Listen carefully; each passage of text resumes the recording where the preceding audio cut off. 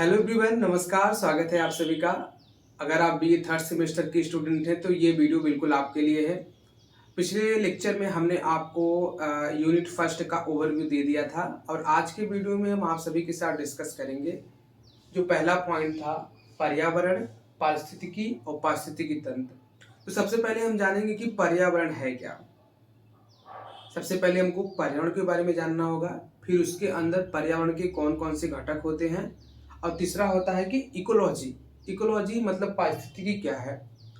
तो चलिए स्टार्ट करते हैं। पर्यावरण क्या है, हम इसके कॉन्सेप्ट को, मूल अवधारणा को समझते हैं।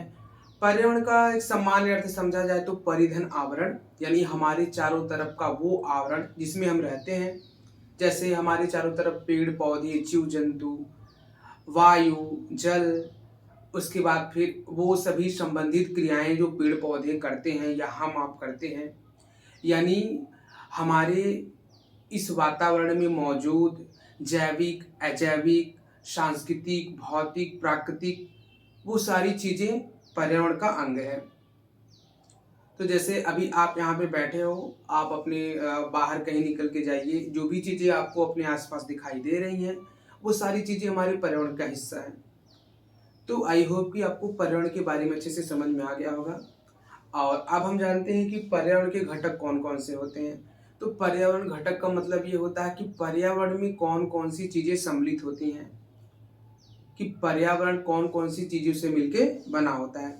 तो पर्यावरण में पहली चीज़ होती है जैविक घटक। जैविक घटक का मतलब होता है हमारे एक छोटे माइक्रो ऑर्गेनिज्म से लेके एक बड़े ब्लूवेल हाथी तक, शार्क तक, यानी वो सारे जीवित जंतु जिनमें जीवन होता है, जो श्वसन करते हैं, गति करते हैं, प्रजनन करते हैं, उन्हें हम जैविक घटक बोलते हैं।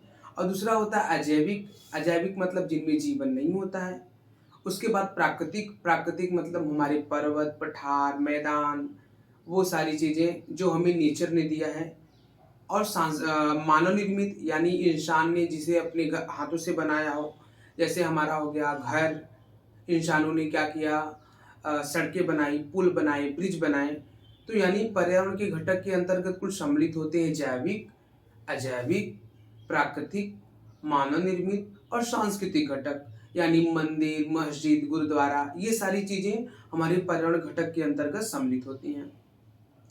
अब हम जानते हैं पारिस्थितिकी क्या है, इकोलॉजी क्या है।